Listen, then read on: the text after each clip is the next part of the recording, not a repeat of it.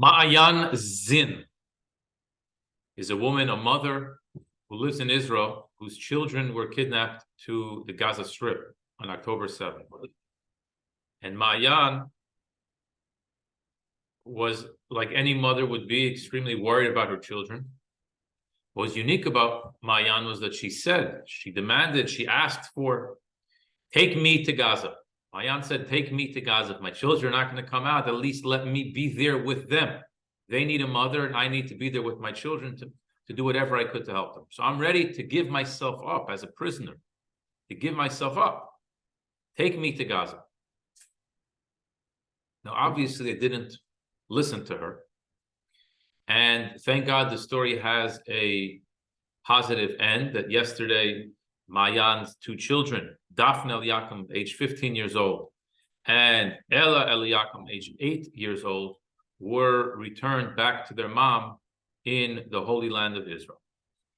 So thank God for that. But let's understand for a moment, what does it mean when a mother says, take me to Gaza? The reason why she wants to go to Gaza is because she senses that her children are in desperate need of help.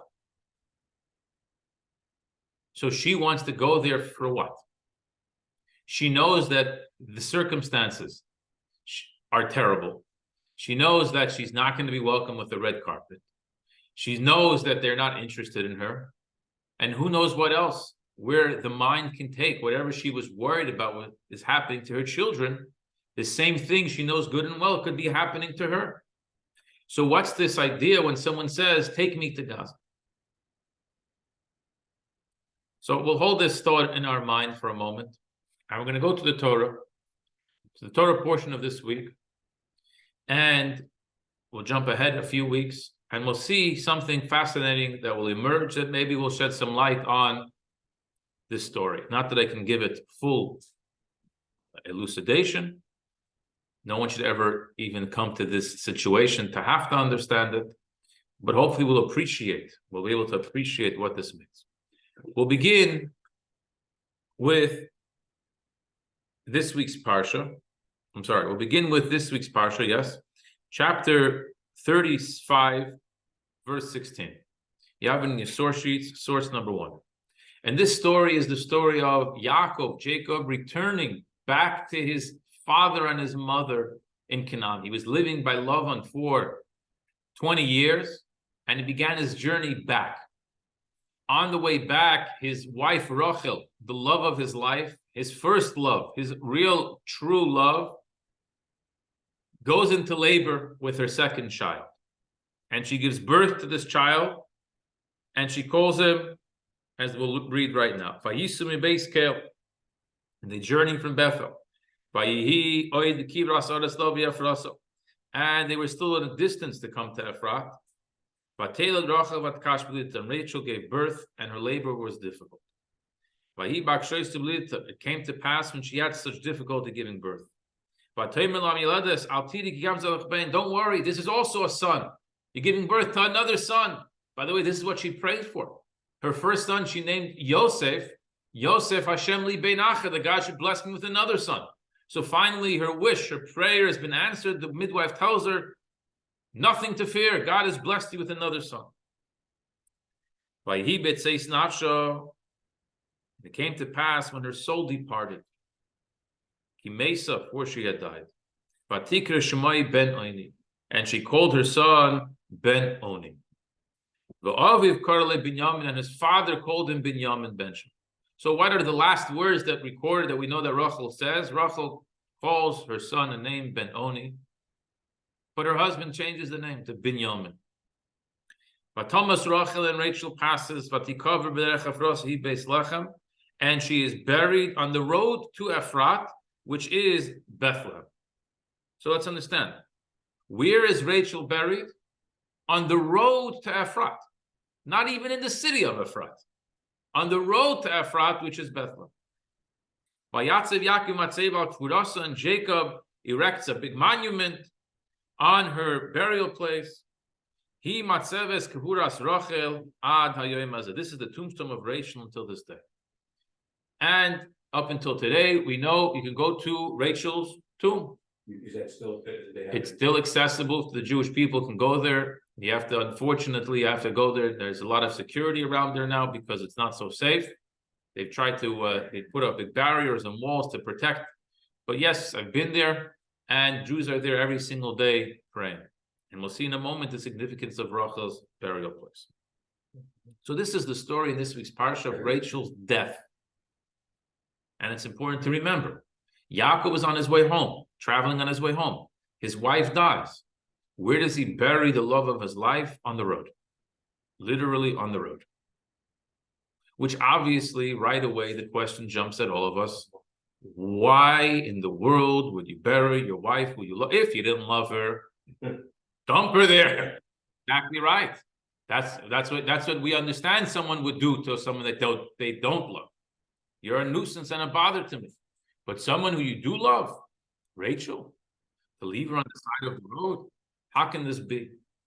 Just bring her into the city. At a minimum, bring her into the city. So let's move forward. Let's fast forward a number of years.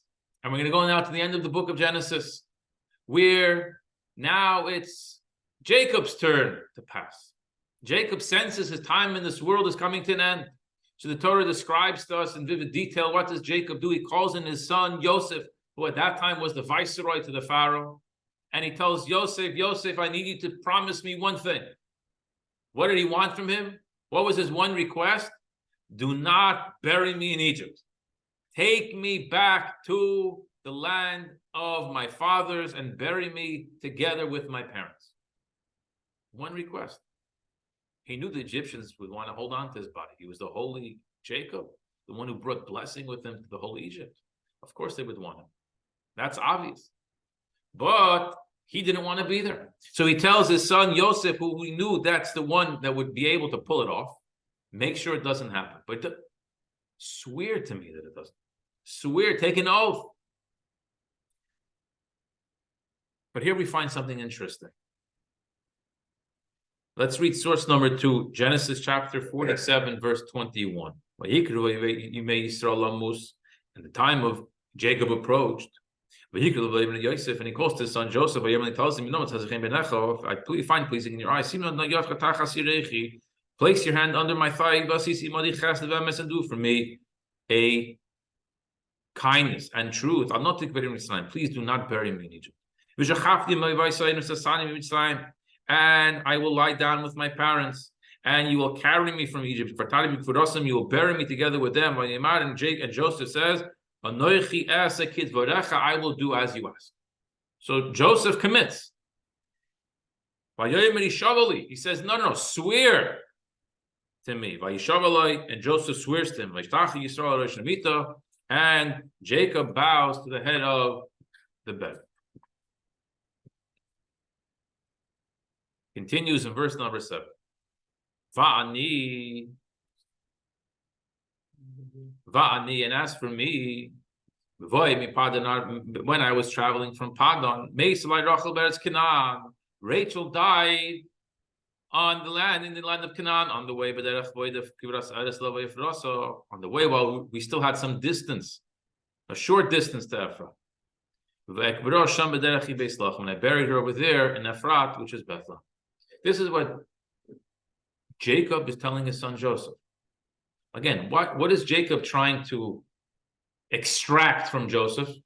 What does he want from him?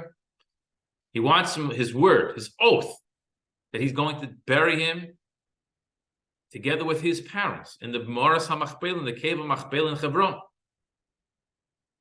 So he makes this oath, and at the same time he's telling him, and as for me, you know what I did to your mother?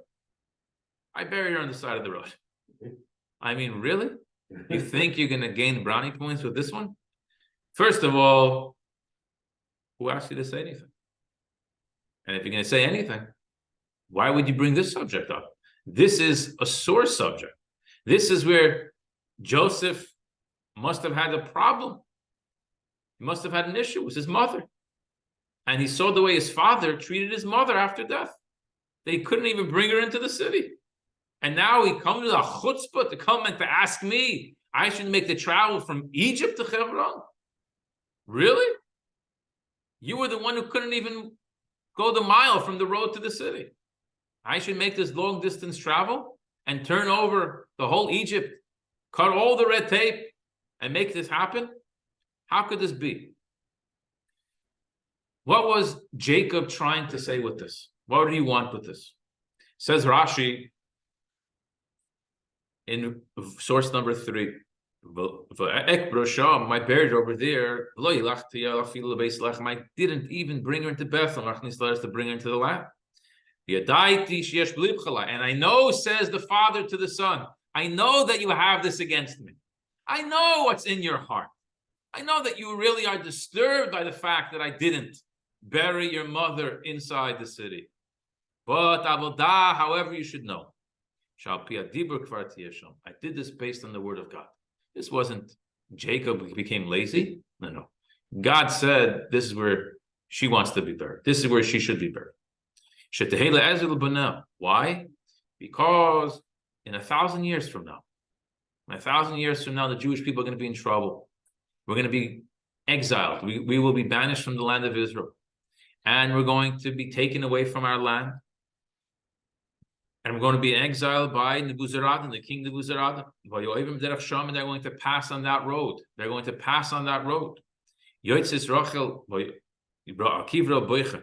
Rachel is going to come out from her grave and she is going to cry. She's going to beseech God for mercy. The pasuk says, the verse says in Jeremiah, a voice is heard on high. And God responds to Rachel, there is reward for your work. Hashem, says God, your children will return back to their own board. In other words, what's Jacob telling Joseph over here? Jacob is telling him, let's address the elephant in the room. I'm asking you to do me a favor. I can't ask you to do me a favor if I'm not going to address the elephant in the room, which is why I didn't do the favor for your mother. And the answer is, I didn't do the favor for your mother because God ordained it to be this way. Why? Because Rachel needs to be there for the future. In the future is going to come a time when her children are going to need her. The Jewish people, her children are going to need her, and she will come to the aid of the Jewish people, and that's why she was buried over there. So what's the story over here? What exactly happened to Jewish people and Rachel?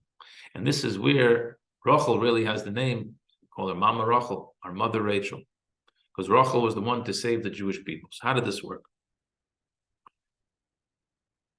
So in Jeremiah, in source number 4, in the book of Jeremiah, chapter 31, verse 14, Jeremiah says like this, Hashem, so says God, I heard a voice on high, Nehi bechi tamrudim, a lamentation, bitter weeping. Rachel is weeping for her children. She refuses to be comforted for her children, for they are not. This is what God says. Stop crying. Stop the tears from your eyes. Because there is reward for your work, says God.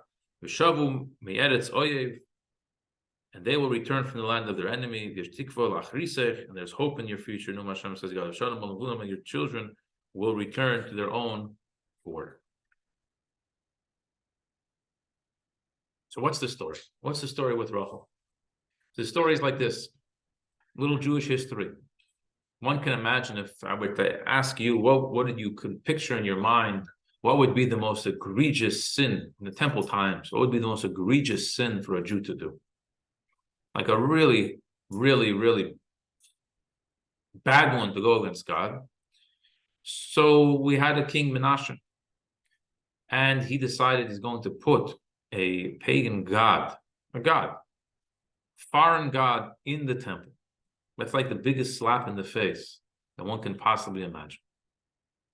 And when the Jews, obviously this was the straw that broke the camel's back. The Jewish people were misbehaving and serving foreign gods, and God was very angry with the Jewish people. And it reached a climax with this episode. And God said, enough, the Jewish people are going to be exiled.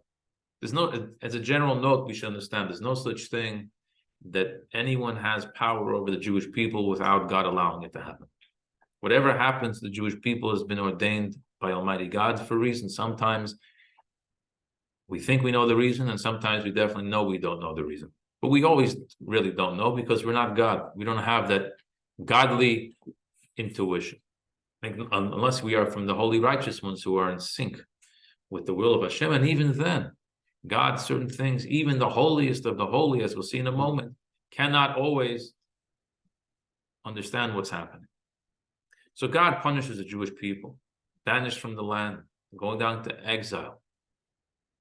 This is terrible. Today it's going out to exile. Talking about death and destruction. This comes with death and destruction. Says the angels, let's go get Abraham. They go wake up Abraham, Isaac, and Jacob, Moses. There's chaos. Why are you bothering us? There's chaos. Your children are in distress. They come. What's the problem? And they find out what the problem is, and each one, Abraham gets up before God and says, God, have mercy on my children. I was the one who did X, Y, and Z for you. And Abraham goes on to list all the great things that he did. And even after, at the end, I took my son. I was ready to bring him as a sacrifice for you. And God said, there's nothing to talk about. Sorry, but it's not going to do. These people don't deserve any mercy. Isaac, I was the one that allowed myself. I allowed my father. I stuck out my neck. And I said, here, take me. Bring me to God if that's what he wants. God said, it's not going to work. Isaac, Jacob, Moses, everyone turns to God and trying, but it doesn't work. God is not appeased. God is not assuaged. His anger is there. The Jewish people have crossed a red line to the point of no return. Comes along Rachel. And Rachel approaches God, says the Medrash, and Rachel says as follows. I had, in Yiddish, there's a saying, it's called tzoros. Anyone heard the word tzoros? Yeah, sure. What does tzoros mean? Great trouble. Trouble. The original tzoros, where the word comes from, tzoros? So it used to be the Jews were allowed to marry more than one wife. So imagine a man, one second. Imagine a man has more than one wife, right? So you have two wives. Let's just say we have two wives. Someone has two wives. What's the relation between these two wives to each other? They're not really related. They just share a husband. That's all it is. They share a husband. So these two women are called to each other tzoros. That's what they are for each other. They're tzoros. Why? Because there's always jealousy. There's always fighting. There's always going to be a problem between them. It's impossible for them to get along because they're both fighting over one man. They both want this guy's attention. They both want the guy to be with me. That's tzoros. So in the mission, that's what it's called. This one is a tzoros for the other one. So Rachel says like this. Jacob saw me. In last week's parsha we read, Jacob saw me. It was love at first sight. We loved each other. We fell in love. And Yaakov turns to my father and says, loved one, I want to marry your daughter, Rachel. Name what you want, name the price, and I'll do it. And Lavan says, work for me for 7 years, and after 7 years, I'll give you my daughter. So he worked 7 years for me. Imagine, 7 years nonstop, Jacob works to marry Rachel. Comes the wedding day, gets later. And Lavan decides, instead of giving Rachel to marry, he's going to give Leah to marry. Leah is Rachel's older sister. Now imagine the scene. Rachel has been waiting for 7 years to marry him. And on the wedding day, her father says, you're not going nowhere, my little girl. Your older sister will go before you. She's going to be the one. He's going to marry her. Now, Yaakov knew who his father-in-law was. He knew that his father-in-law may pull off a quick one on him. So Yaakov and Rachel had made up beforehand code language, some code words that he should be able to know if it's her or not. Whatever the code is, we don't know. But some type of code that he gave her. And they were the only two people in the world to know it. So he knew when he would say something and she would respond right away, he would know who it is.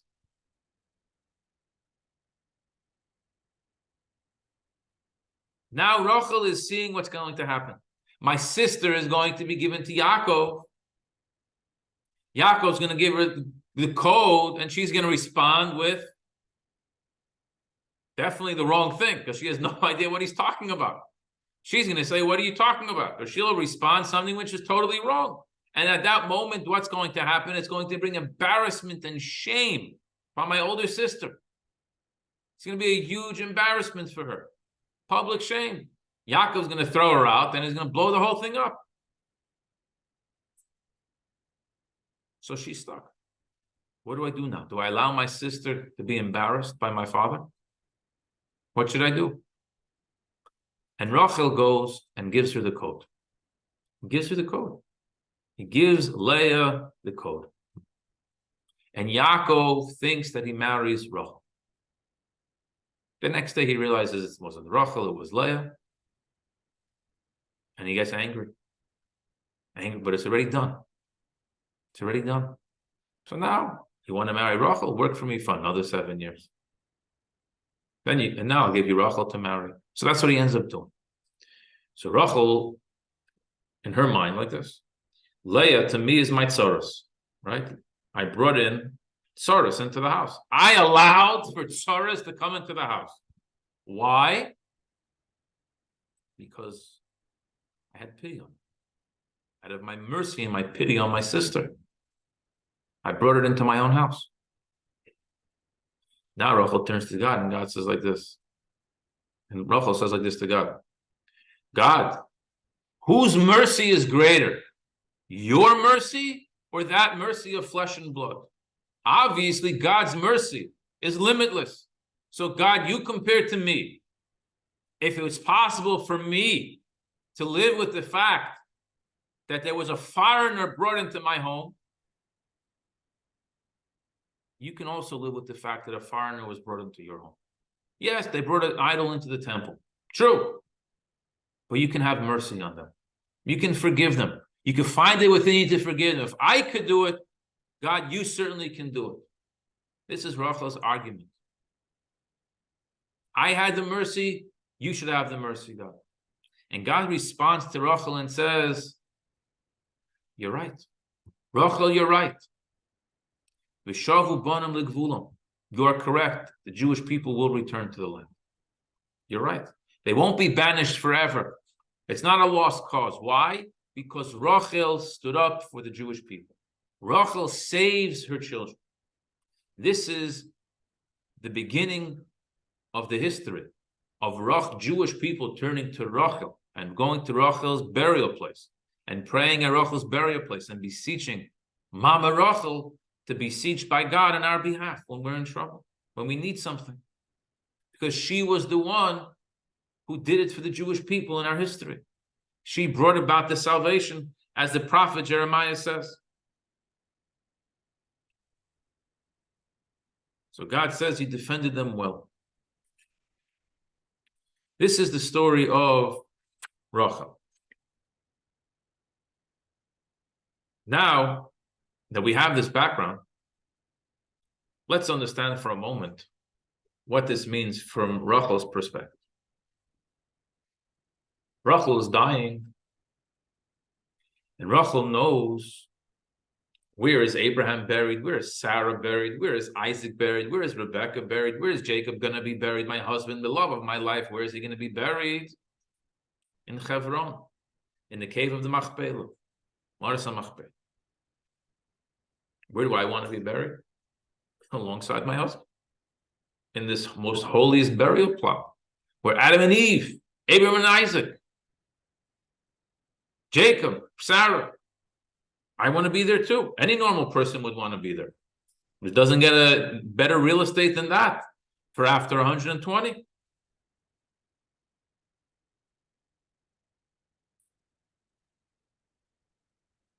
So she had that in her heart. Her children, where would her children want her to be buried? I want my parents to be buried in the holiest place, in the place where they would want to go. So Joseph, from his perspective, he wanted his mother to be buried also alongside his father in the cave of Machpelah.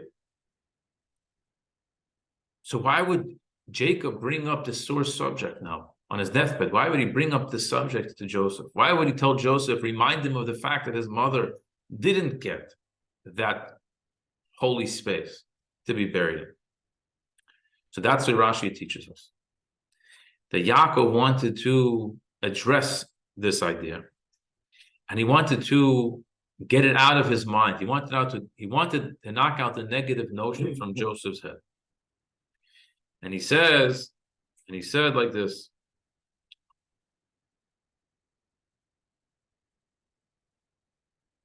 Rachel was needed. Rachel was needed to defend her people. No one else could say what she said. The argument that Rachel made, no one else could have made. Only Rachel could make that argument. And therefore, the Jewish people, we needed her to be in that location. So when the Jewish people are passing on their way out of Egypt and way out of Jerusalem, when they're walking, being marched into exile, they're going to pass by Rachel's tombstone right on the road, not even in the city, it's on the road. And at that point, they'll turn to Rachel, and Rachel will beseech God for mercy on their behalf. And what she's going to say, nobody else could say. That's why we needed to bury her. It was on purpose. She was needed for this. That's what Yaakov was telling her. That's what Yaakov tells his son, Yosef. Well, let's understand it for a moment. From the time when Rachel dies till when the Jewish people are in exile, passing that road, we're 1,000 years. Talking about for 1,000 years she has to suffer. For 1,000 years she's going to suffer because of this. Why does she have to go through so much? How can we put Rachel through 1,000 years of discomfort, we'll call it? How can you, or 1,000 years of displacement?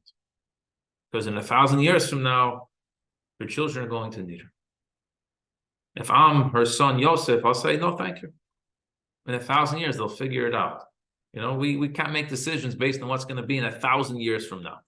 That's like a long time. It's a long time. 5 years, maybe. Everyone has a limit to how distant we can see in the future. So what's the pshat over here?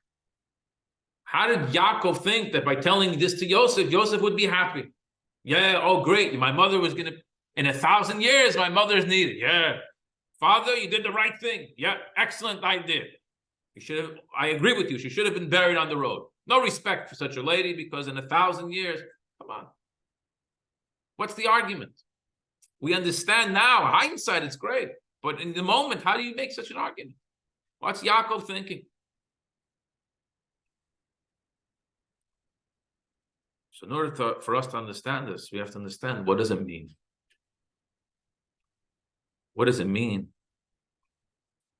that Rachel was buried on the side of the road?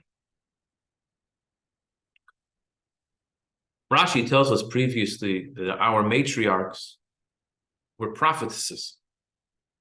As a matter of fact, when Abraham had a son Yishmael, and his son Yishmael was a negative influence on his son Yitzchak, his young boy Yitzchak, and Sarah tells Abraham, send Yishmael out of the house, he's doing bad things, my young son is becoming corrupted from him, and Abraham is reluctant.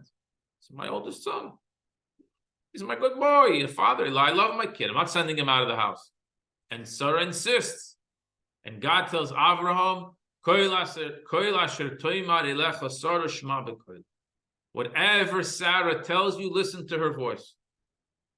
Why should Avram listen to Sarah? Avram is the great Abraham. We don't know much about Sarah. The most we know from Sarah is that God told Abraham to listen to Sarah. That's pretty much what we know about Sarah's life. She laughed, and then God told. The answer is because Sarah reached a level of prophecy which surpassed even Abraham. And Sarah saw who Yishmael was in a way that Abraham didn't see. And that's why God said, humble yourself before Sarah, listen to her. She has an intuition that's deeper than yours. And the same thing with Rivka and Rachel and Leah. All of them they all saw what was going to be in the future. And here's Rachel's greatness. This is Rachel's greatness. Rachel's greatness is Rachel sees before her that in a distant 1,000 years from now, my children are going to need help. And I'm the only one that can help them. Says Rachel, bury me on the side of the road. I want to be buried on the side of the road. You do me no favors if you take me to Hebron. I'll rest for a little bit, and then when my children are in trouble, how will I live with myself? Knowing that I could have been there for them. I could have done something for them, but I took my own luxury. She would never. Which mother was a Jewish mother would never say that? Never. I'll give everything up to be with my child. If I can, my child is being displaced and I can help them, I'll do everything I could for them. So Rachel wasn't buried on the side of the road because Yaakov buried her there against her will. Rachel was buried there because Rachel asked to be buried there. Maybe we could even say that's how Jacob knew to bury her there, because she was a greater prophetess than him, perhaps. She saw in the future more than he did. This isn't, if we stop right here, just pausing right here, we can already a little bit appreciate the greatness of Rachel, what this means. Literally, if you go to the cave till today, to the cave of Rachel, it's in the middle of nowhere. There's nothing there. It's the side of the road. Rachel asked to be buried there. So she would save the Jewish people. She would come out and save the Jewish people. Take me to Gaza. Why does a mother say that? Not because she thinks it's going to be luxury over there. She knows it's going to be difficult, but she's ready to forego everything that I have in life, that I can be there for my children. If it's possible for me to be there for my children, I'm going to be there for them. Take me to Gaza, she says. This is a woman who's inspired by Rachel. Someone who can say that is someone who's inspired by a Rachel-like attitude. But it goes even further than that. There's another level to this. And that is, who was Rachel praying for? Jewish people. My children. What type of children were these? Good boys or bad boys? Okay. These were people that they were being exiled. Why were they being exiled? For this misbehaving with the most egregious sins possible. In other words, they did things that made Rachel turn over in her grave. Bringing a foreign god and they're putting it inside the temple. A slap in the face to everything that Rachel stood for. Like spitting her in the face. And despite all of their failures, Rachel still comes out to pray for them. What an unbelievable idea. Rachel doesn't pray for the righteous. The righteous didn't need her to pray for them. Rachel prays for the wicked.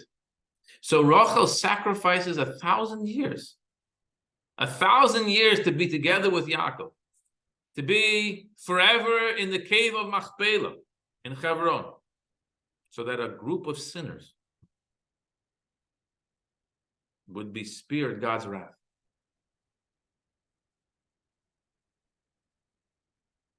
That's dedication.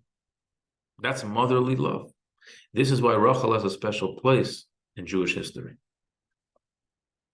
Yosef, when he hears this from his father, what do you think he did? He said, of course, Father, I'll bury you wherever you want. You want to be buried in Maris HaMachpelah? Of course. When Yosef is enlightened to appreciate the greatness of his mother, the dedication of his mother, this draws out from within him the will and the desire to help his father be buried where he wants. Just like his mother got her final resting place that she wanted, her final wish, so too his father will also get it, because that's where his father belonged. This idea, this concept,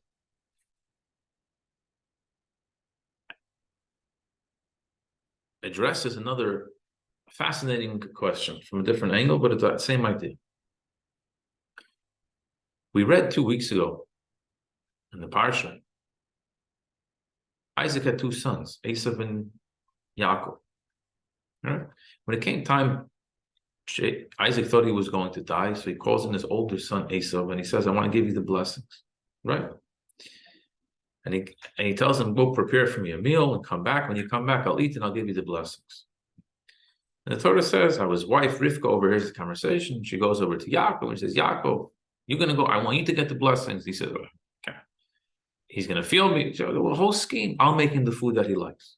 I'll put you on the garments of Esau. He'll feel you. He'll think you're Esau. He'll smell you. You'll smell like Esau. A whole scheme, a whole plan. And it worked. He got the blessings. Yaakov got the blessings. Esau walks in and he went berserk. Someone stole my blessings. This was like the worst thing that ever happened to him in life. Someone stole his blessings from his father, and he cried like a baby to his father to bless him. And his father basically told him, I got nothing for you. The best I'll tell you is that when Yaakov and his descendants don't listen to God, so then you'll be able to be successful. Otherwise, I'm sorry. Simple question. Rivka goes through this whole plot to get Jacob the blessings. I'm going to make him the food, but it's not enough because Dad's going to feel me. And Esav is a very hairy guy. I'm a very smooth guy, and he's going to feel right away. If it's not, he's going to feel my skin. He's no, it's not yet. So she puts him on the garments of Esav. Esav had a special garment that he trusted only his mother with. A special garment, some type of coat or jacket. Put on this jacket, so he'll feel you, he'll feel the jacket, and he'll be, oh, yeah, it's Esav. He'll smell it, and it's going to have Esav's smell. So he's going to think, yeah, it's Esav. And when he comes to his father says, come here, let me feel you. He feels him, and he says, it feels like Esav. HaKoil Kol Yaakov. The voice sounds like Jacob's voice. But the hands are Esav's hands. So the voice is Jacob's, the hands are Esav's. He's confused, but what should he do? He can't see. It feels like Esav. How else would he know about this whole thing? So he gives him the blessings. Simple question. There's no reason for us to believe that Isaac and his wife didn't get along. No reason for us to believe. On the contrary, we should safely assume they did get along. So, how come Rebecca didn't walk over to her husband? Just like Sarah did to Avram and say, Avram, I know you think that this boy is a good boy, but I'm telling you he's a troublemaker and get rid of him. Walk over to your husband and say, my dear husband, Isaac, I know you think Esav is a real righteous boy. Let me tell you, he's not. I don't want to get into the details, but I have a lot of information that I know about him. It's going to break your heart for me to share this with you. Trust me on this one. He's really up to no good. Give the blessings to Jacob. He deserves it. He's studious. He's honest. He's humble. He deserves the blessings. Trust me. If you need proof, I'll give you the proof. If you insist, I'll give you the proof. Isaac would have said, my dear wife, either he would have said, I trust you, or he said, show me the proof. So she would have showed him the proof, and the story would have been over. What's the whole subterfuge? What's the whole deal over here? Well, simple. Why are we not being straight? Clear, cut to the chase. It was a husband and wife. Have a discussion. What's happening over here? It's a good question, huh? So there's an explanation that goes like this. Why did Esav go crazy when he found out that his father gave Yaakov the blessings? Because Esav understood the magnitude of these blessings. These blessings were unlike any other blessing that came previously. This was a blessing that, as I explained 2 weeks ago, the blessing that would keep giving. The blessing of God's eternal blessings.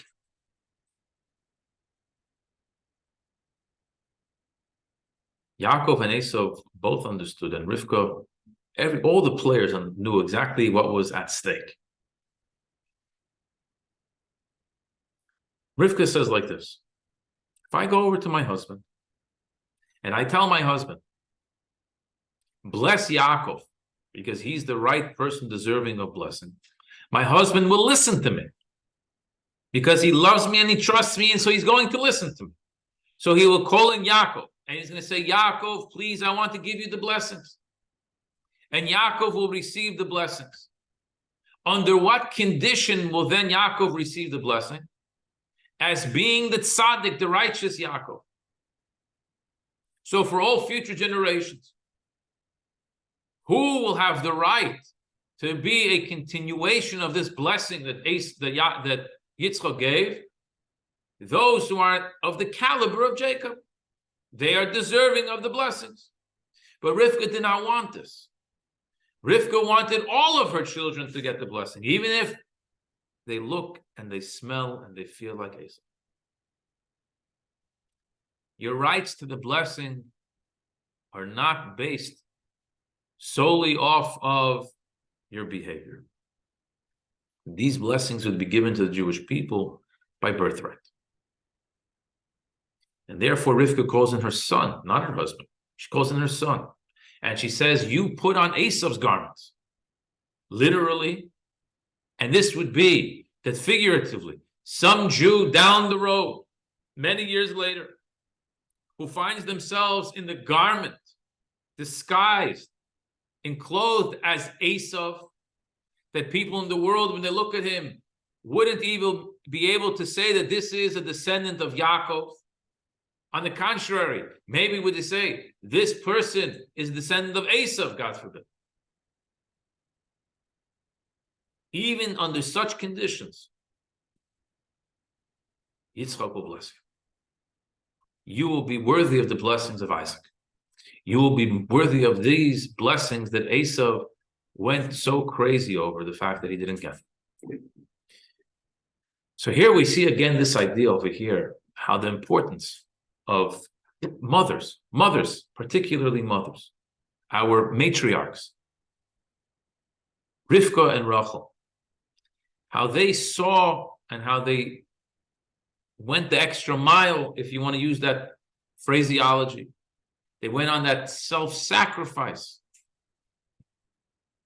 to be there for the future Jewish people. Which future Jew? Not only for the righteous Jew, even for the Jew that's not holding on the level of Yaakov, even for the Jew that God punishes with exile from the land, even such a Jew, they are there for you. We don't find this by others. We find this by our matriarchs. This is the beauty of a mother. What does this teach us? What does this teach us?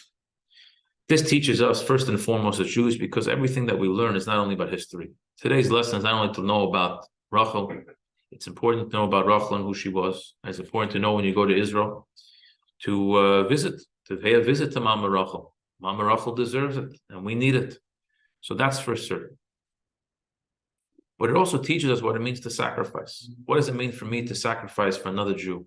For me to give something up for my own luxury, for my own blessings, for somebody else. So usually do you deserve it or you don't deserve it? That's usually the way we operate. That's the framework through which we work. But the truth of the matter is, there are times when we have to sacrifice even for people that don't necessarily deserve it. They are people, they are my fellow Jew, it's my child, it's my family. And if it's my family, I'm going to give up on something good that I can do. I'm going to give up on something good that I can have. Even if it doesn't mean that it's going to be good for you today. Maybe you only benefit from it in a week from now, or in a month from now, or in a year from now. But if there's going to be benefit for you, I'm ready to give up. In Hebrew, there's a word, mevater. I don't know if that has a good English translation. Mevater means someone who is